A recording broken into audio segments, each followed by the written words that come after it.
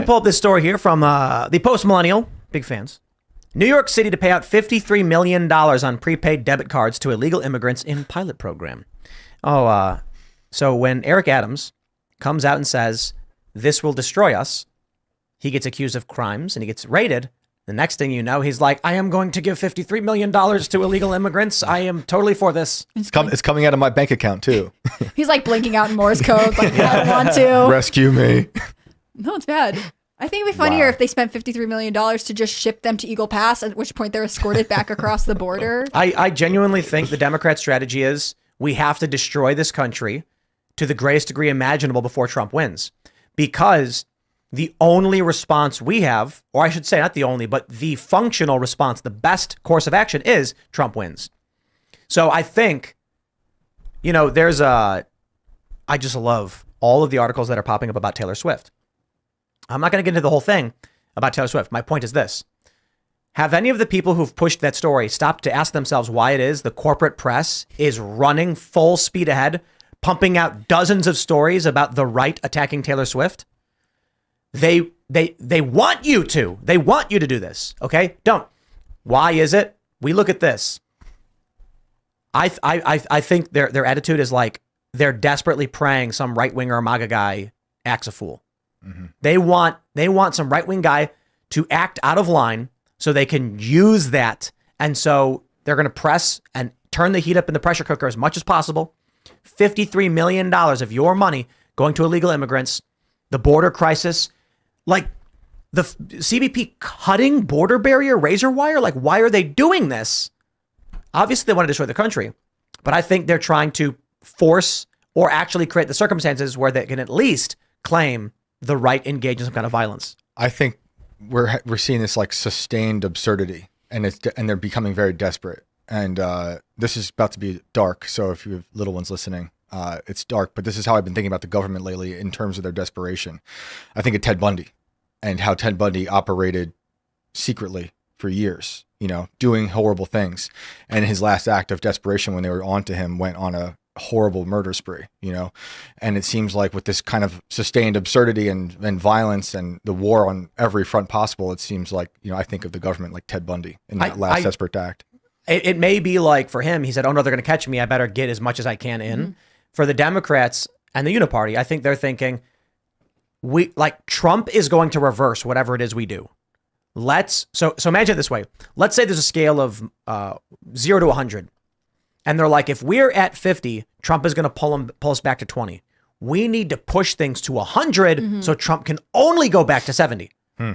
So it's like, they know that Trump's going to deport a million migrants. That's how the left works. Destroy everything. Trump's going to deport 1 million migrants. Let's bring in 10 million so we can only deport 1 out of the 9 we got in. It's the big ask, so in terms of policies. And it has two effects. Number one, they can run screaming with all these headlines being like, how could he do this? He's deporting poor asylum seekers and et cetera, et cetera. And also they can then say, and he didn't even do that good of a job. There are so many more people here. He didn't come through with his promises. Like, they're trying to set him up to fail on two fronts, which is crazy. It's the inverse of what Biden did with the economy coming back after Trump locking it down. So they keep claiming all these jobs came back, but they came back because we took them away, right? And then they spin it as a positive for Biden. So it would be the inverse of that for Trump when they wreck this country so much. And it's like almost impossible to bring it back to the way it was. But I think we're missing the bigger point is like, they're now trying to set up Joe Biden as a wartime president, single-handedly pressing the buttons of hundreds of missiles into the Middle East. Meanwhile, he's back in bed in Delaware, I think, now, right? And like he spends most weekends they released in like a 3-paragraph statement. And typically, the president's supposed to get up there and give a speech to explain to the American people. Now it's just on autopilot. I don't think they're trying to make him a wartime president. Because like you said, he should be up there standing giving speeches, and he's not. I think it's part of the big, we'll call it the big act, not the big ask, where they're saying, if Trump gets elected, he's pulling our troops out of all these places. Let's scattershot the Middle East, forcing military action on the United States that Trump could never even pull back from. So bring in 10x illegal immigrants so Trump can only deport half of them. Go to war as much as possible in the Middle East so that Trump will struggle to get our troops out. They're just trying to create the biggest mess for Trump to clean up, so it looks like he's not succeeding. Like, no, they're trying to get 8 years of the presidency in 4 years. It's crazy. So that when Trump goes in, and actually I say 12 years, because Trump's going to reverse 4 years of their actions. They want 8. They want 2020 to 2028, everything they want. Illegal immigration, war, conflict, crisis. If Trump is minus 4 years, they need to do 12. 12 years of this policy happening in 4 years. And that makes sense if you think about it. 10 million illegal immigrants in the span of a couple years. Right. If they had the White House up until 2028, they can be like, well, we can sustain it slowly. But they genuinely think Trump's going to win. Most people think Trump's going to win. So they're like, we have to triple our efforts so that Trump can only pull back a little bit. But that allows them to accomplish their goals from now until 2028. Yep. I've been calling them these things in the media like invisible landmines, where there's something that, you know, all the migrants are criminals, fugitives, the invasion is happening, and then they're filling the country. Trump takes over, then they turn him into the bad guy by saying, look, he's doing all these crazy things. He's deporting everyone. He's the monster we always told you he was. They're going to show pictures of him, like people are being loaded into trucks and buses, and they're going to say, we said never again, but it's happening now. Yeah, think of all the New Yorker covers. They're going to paint him, looking like Hitler and whatnot. Well, maybe he should be more strategic. Maybe just start by deporting the child molesters and the drunk drivers. But that's not going to matter for the photographs. Assaulters. Right. It's not going to matter for the photographs and the propaganda. Right. So the smart play is that he has to deport them in a way that makes it difficult for them to run that narrative.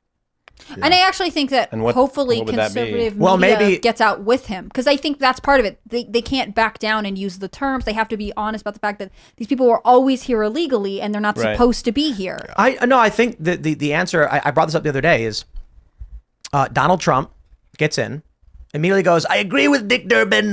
We're going to bring them into the military, good men and women in uniform.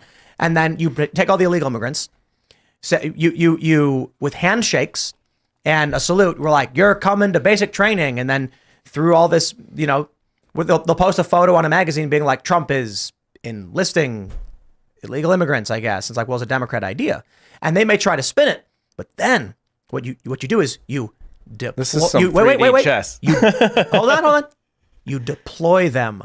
Wink. All right. So what country are you from, sir? I'm from Honduras. Congratulations. You're being deployed to Honduras. You don't need a gun or a helmet. Here's that Seems one like a more expensive route to do this, but we're gonna send you to the other side of the border to guard the border. We'll take the That's money. a good idea. you guys stay over there. Don't let anybody in. Wait, that's a good idea, actually. You're all being deployed to line the border. Don't let anybody in. Who needs a wall? We have a human wall. Yeah. If anybody gets in, none of you get citizenship. Yeah.